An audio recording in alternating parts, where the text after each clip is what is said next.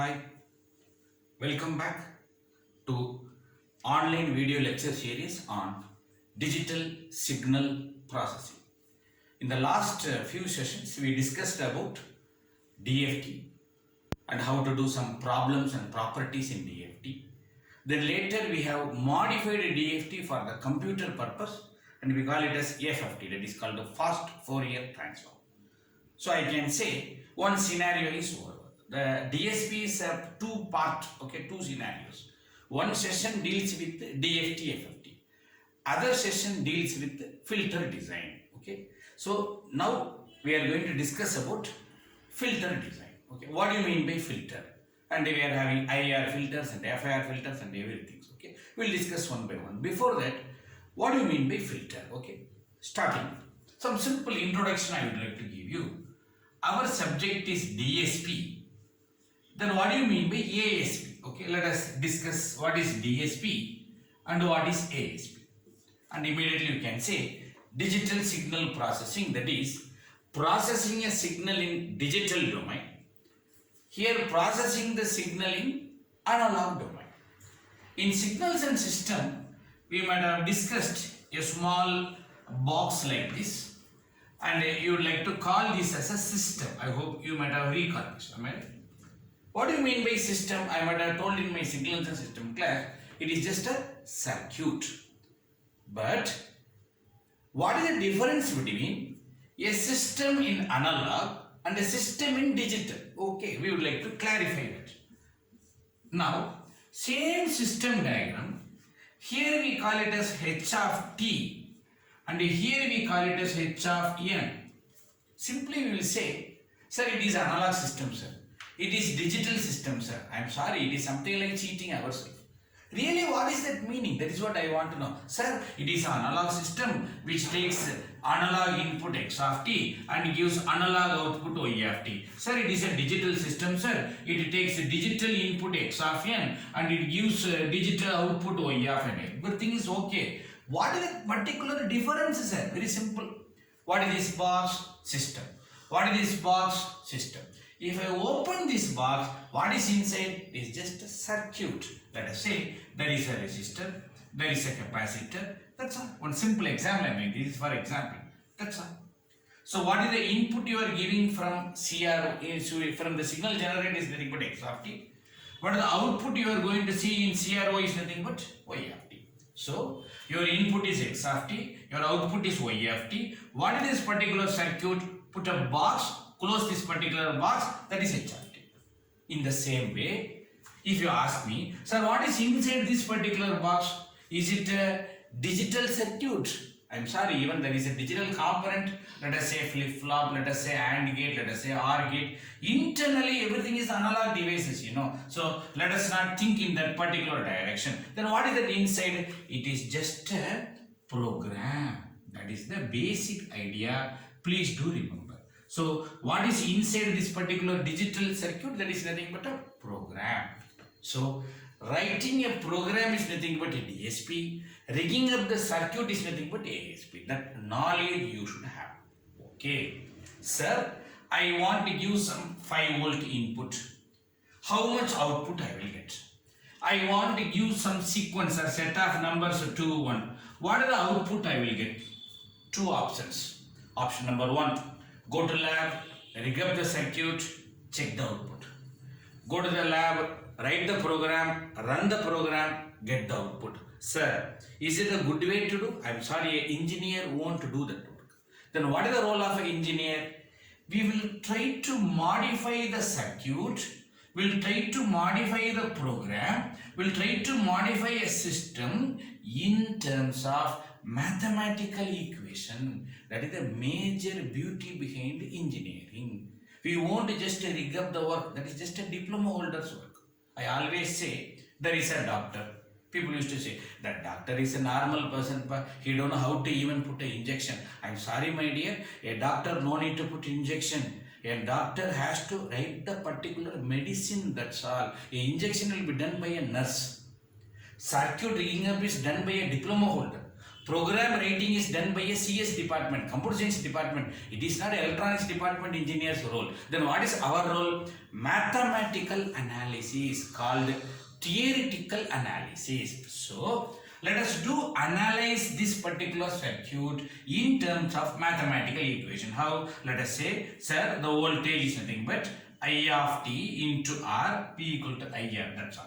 Plus 1 by C into I of t, integration I of t. In case if there is an inductor, di by dt, something like this. Okay, remember.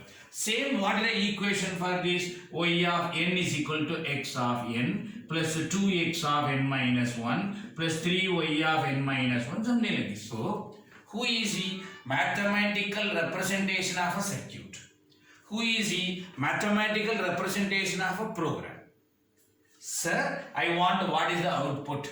Write the formula, solve this particular equation, I got the output. So, what is this particular equation is called? This is nothing but differential equation. Who is the difference equation? So, what is that meaning, sir? So, who is differential equation? Mathematical representation of a circuit. Who is a difference equation? Mathematical representation of a program. What is the use of this particular equation? Solve the equation, get the output. Output is nothing but solution.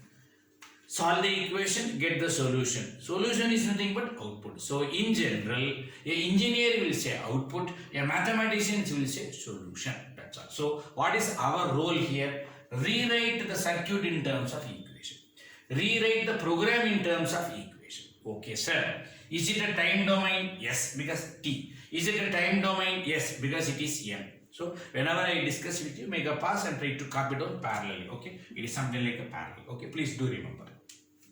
Now, is it good enough to analyze in time domain? No, sir. You should analyze in frequency domain. Am I right? That is the reason we brought our DFT. Is it good enough to analyze in time domain? No, you should analyze in frequency domain. So, before entering into frequency domain, so now you should answer me. What is a circuit? A circuit is nothing but a system. So, I can call this as a system, signals and system language. I can call this as a circuit teacher's language. I can call this as a network analysis teacher's language.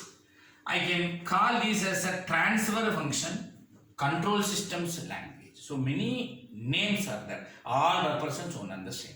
I can call this as a program, computer science department language. So all are one and the same. A program is nothing but a system is nothing but a circuit, is nothing but a network, is nothing but a transfer function. Sir, in DSP, instead of calling all these things, I will use a new name called filter, nothing else. So, filter is nothing but a circuit. Filter is nothing but a program. So, what is it I am going to do? Am I going to rig up the circuit and do the work? No. Am I going to write the program? No. You are going to do mathematical analysis of these two equations. In time domain? No. You should do it frequency domain. That is the beauty. Okay.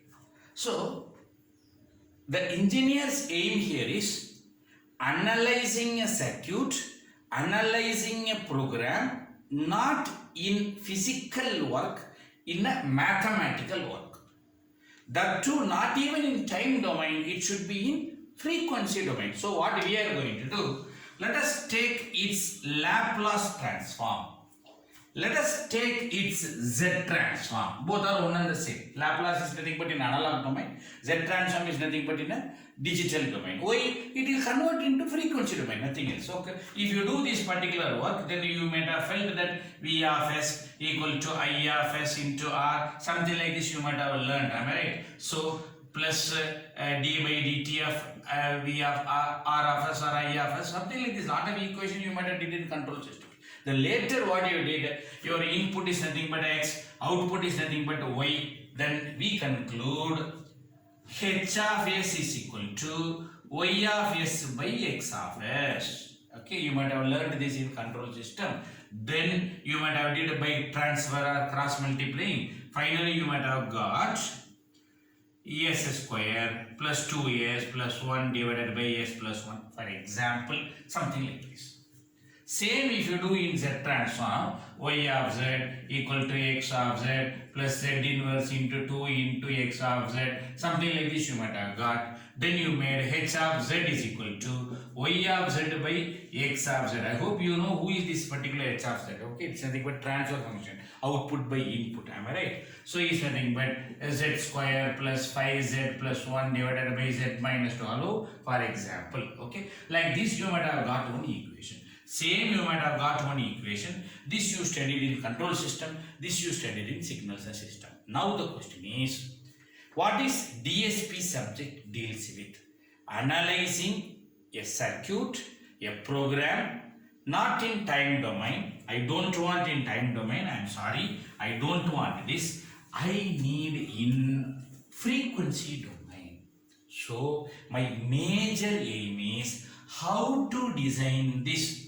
How to design this. That's all in my subject. So I am not going to call h of s as transfer function. It is a control system language. What I am going to call it is analog filter design equation. Okay. Same what I am going to do. I am going to call this as digital design filter equation. Okay. Both are on the same.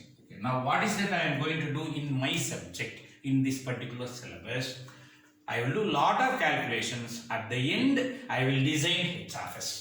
At the end, I will design h of z. But sir, I am in DSP subject, sir. Then you should design only h of z. Yes, you are right. Okay, h of z only you have to do. But since the older one is analog version, there is beautiful design like Butterworth and Chebyshev's designs are available in analog version. So a general proposed idea is design first h of s, better design you will get in h of s, then try to convert to h of z. That is one best idea. Okay, so you will be learning how to do h of s and you will also learn how to do h of z. Please do remember. Okay, this knowledge you should have. Okay, sir, let us design h of s. Okay, happy. If I design h of s, but my aim is to do circuit, no problem. You design this, go to the lab, rig up the circuit and do it. How? Reverse engineering you have to do. Go to the time domain, do that. Sir, but what is the work, sir? I just did all my circuit. I just rigged up the circuit in my lab. But my bad luck, when I gave 5 volt or 10 volt, instead of getting the output, I got smoke, which means the circuit got spoiled. What to do, sir? The circuit is not working. What to do, sir? Hello, sir. Getting a wrong output is different. Circuit burning is different. Sir, I rig up the program. I write the program. I am running the program. Option 1, getting the right answer. Option 2, getting the wrong answer. Instead of wrong answer, if your program itself gets hanged up, what to do? This particular stage, wrong output is not the issue. That we can correct it. Circuit gets burned. Program gets hacked, hanged. What is that particular state called? That state is nothing but unstable. So, most of the time, I hope now you are recalling what we studied in control system. Design a stable system. Design a stable system. Very simple. If you design a stable system, it works. If you design an unstable system, it you burned. It will get spoiled. It doesn't work, so don't say. It will get spoiled. Say for example, I just rigged up the circuit. The circuit is ready. Instead of getting the output, if it gets smoke and if it gets burst, you are spoiling. But you can't take the same risk in your LED TV or LCD TV. If the TV gets burst, what you will do? Some 13,000, 45,000 is gone. Okay. So, what is the best design? Just not design the equation. That same the equation should be a stable one. So, for that, what you studied in control system, what you studied in signals and system, once the equation is ready, you should check for stability. Where? In S plane. You should check for stability. Where? In Z plane. What you did? In S plane, S is equal to sigma plus j omega. Sigma is x-axis, j omega is y-axis. Anything in left side, very good, is stable. If there is a radius r whose radius is equal to 1, anything lesser than 1 in z plane, okay, because z is equal to r e power j omega, okay. Try to recall what you studied in signals and system. If anything inside that unit circle is nothing but stable, which means the moment you design the equation, check the poles. Please do remember, check the poles. These are all you studied in control system. I am just giving a recap. If the poles falls left side, best design. If the poles falls right side, unstable, the circuit will burn. Okay. If the poles is inside the circle, best program. If the poles is falling outside the circle, it is unstable. It won't burst. Okay, I'm sorry, it won't burst. There, it will get hang. Program will get stuck. Many times you might have faced this in your mobile phone. When you are working with mobile phone, just it will get stuck. Then nothing will be happen. What you will do, you remember? You will just restart. Am I right? That's nothing but restarting the equation. Nothing else. Okay. So, what is the best design? Poles must be left side in analog. Poles must be inside in digital. If it is goes outside or if it goes right side, it will become unstable. Such a design you should not do. So, what are the best analysis? Select the poles. The poles must be stable poles. Through that stable poles, you try to design. That's the best idea we are going to give you. Okay, I am repeating. Please carefully listen. Select the poles. That poles must be a stable poles where it may be left side or it may be inside. If you are designing analog, left side. If you are designing digital, it is inside.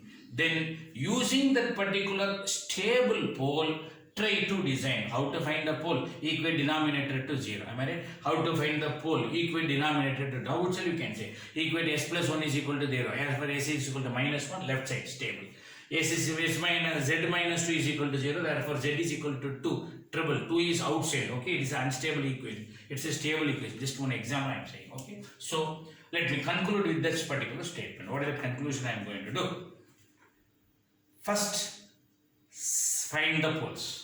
Next, select the stable poles. Next, using stable pole, do the design, that is H of S. Next, convert H of S to H of Z. Okay, this many steps we are going to do. Again, I am repeating, carefully listen. First, find the poles. Next, select the stable poles. Next, using the stable pole, design the equation. Next, using that particular equation H of S, try to convert to H of Z. Okay, so always this is the best design, easy design, well versed design. Later you can convert to H of Z. Okay, I have given 3 equations. Just a small recap. All 3 are difference equations. Okay, so X is nothing but input, Y is nothing but output. Okay, correct. Recall.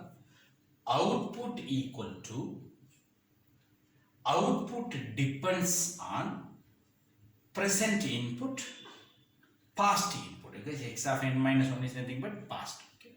So let me repeat. Output depends on present input, past input. Output depends on present input, past output. Okay, the same thing is here. Now if you ask me, sir, what is the difference between these equations? I would like to say immediately, sir, 100% I know this is stable.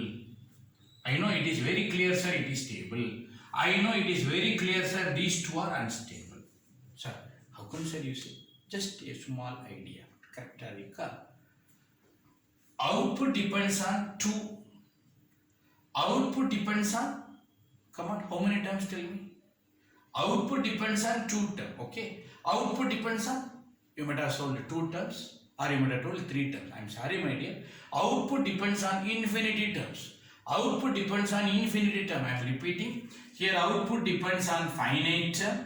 Here output depends on infinite term. Here also output depends on infinite term. The moment I say infinite, it will become unstable, you know, because what is the stability definitions? Bounded input, bounded output. That's what you studied in signal system. Finite. Output should be finite. But here output is infinite, sir. First of all, I am having output. How come, sir, it is infinite, sir? Very simple. Listen. Let us take this particular equation. Try to tell me how many outputs.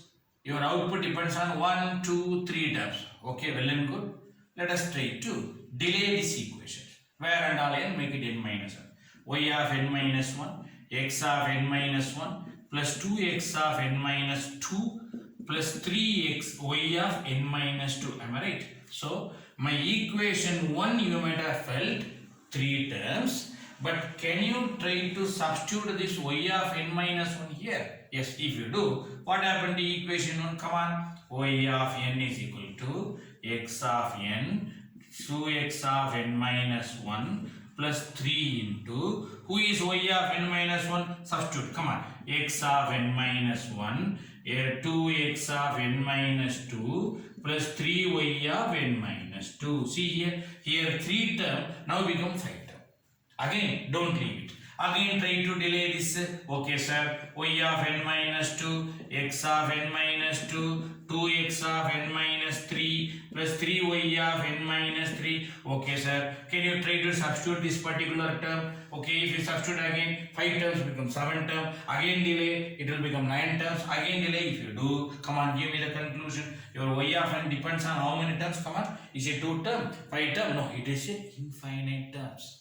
That is the reason. How many terms are here? Infinite term. How many terms are here? Infinite term. Because of this culprit. How many terms here? It depends on 2 terms. So, try to tell me your infinite term depends on y of n minus 1 term. Good. Since there is no y of n minus 1, there is no depends on past input. Okay. That is today's output depends on yesterday. Yesterday depends on day before yesterday. Day before yesterday. 3 days back. It's keep on going up to infinity. Okay. That's what happening here. Which term is responsible for infinity? Try to tell me. Is it this term? Yes. Is it this term? Yes. So that term is responsible for infinity. So infinity terms are having one input, infinite output, unstable. But here beautifully it is stable. So my conclusion is, since your output is finite, we call it as FIR filter. What is FIR? Finite impulse response. What do you mean by impulse response? Try to take transfer function. Good. And try to say h of z, x of z, 2z inverse x of z plus 0.5 z inverse y of z. Good. Try to do cross multiplication. Then try to take common. Then beautifully the result will be, come on, 1 plus 2 z inverse divided by 1 minus 0.5 z inverse. So y of z by h is nothing but h of z is nothing but z plus 2 divided by z minus 0.5. Very good. So who is he? Impulse response, transfer function. This impulse response came from how many terms? Infinite. So it is called infinite impulse response. I am going to call it as IIR filter. In case if I do transfer function for this, what will happen? Please tell me. It will be y of z is equal to x of z common 1 plus 2z inverse. So finally h of z is nothing but y by x is nothing but 1 plus 2z inverse.